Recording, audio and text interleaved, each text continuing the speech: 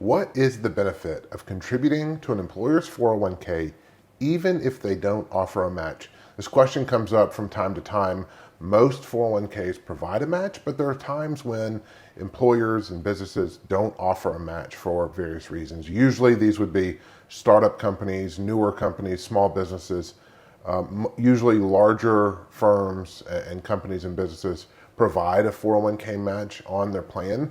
But sometimes we run across clients whose 401k provider does not provide a match. So that really inspired this video and this podcast to really talk about what do you do? Is it worth it to make those contributions to a 401k if your company does not provide a match?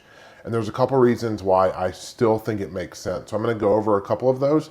I'm not going to hit everything, but I do think it's important to kind of touch on some of these ideas and topics. So first of all, 401ks provide a much higher contribution limit to the plan, and it's regardless of your income. So unlike an IRA or a Roth IRA, which have smaller yearly annual contribution limits, and it's based on your income to determine your eligibility, a 401k has a larger threshold and does not have any sort of income thresholds to meet. So to make this kind of more real for you, for 2023, a 401k, you can contribute $22,500 if you're under the age of 50. If you're older than 50, there's an additional catch-up contribution you can make. In an IRA, the maximum that you can mount an IRA or a Roth IRA, the maximum that you can make or contribute is $6,500, and again, that comes with some income limitations that may be imposed on you. So it's important to look into that to make sure that you qualify based on your income. But you can see that roughly contributions to a 401k are almost 3 times the amount that you can make when you compare it to an IRA or Roth IRA. So that's one benefit.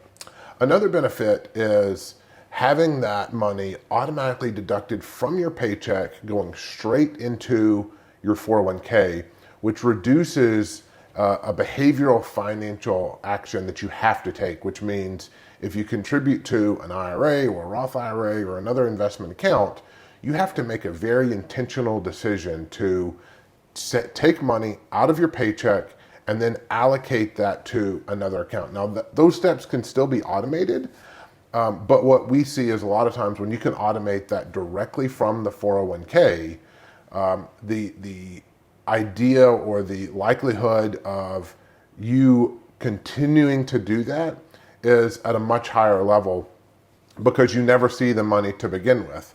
Whereas if you're contributing to an IRA or a Roth IRA, you may see the money, but then the money hits your bank account. From your bank account, then you've got to make further decisions. So when you do the 401k direct contribution from your paycheck into the 401k plan, money's deducted from your pay before it ever hits your paycheck, goes directly into the 401k.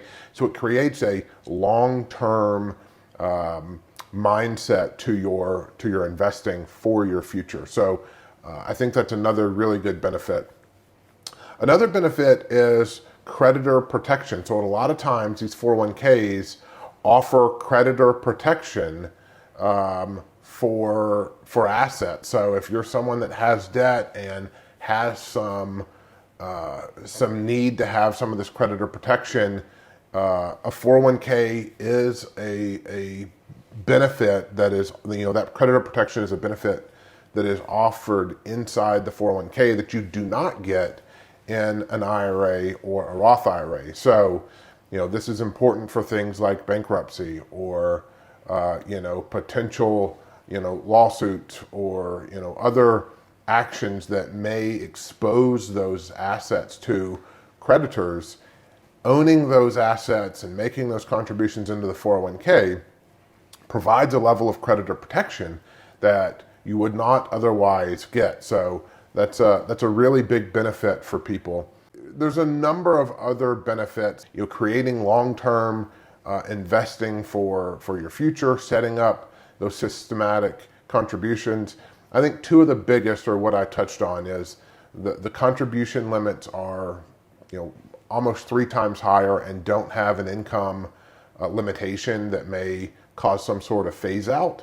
And then 2, having that creditor protection in your 401k. So those are 2 really big reasons why I think it's important, even if your 401k, even if your business or company that you work for does not make contributions or doesn't make a match on your contributions, it still may be worth exploring to see, does it make sense? And I think these are 2 really strong arguments that show, yes, it may still make sense for your personal circumstances. So just want to kind of get on, talk about that. If you have questions, reach out at jonathan@paradigmwp.com or jonathan@whatthewealth.com.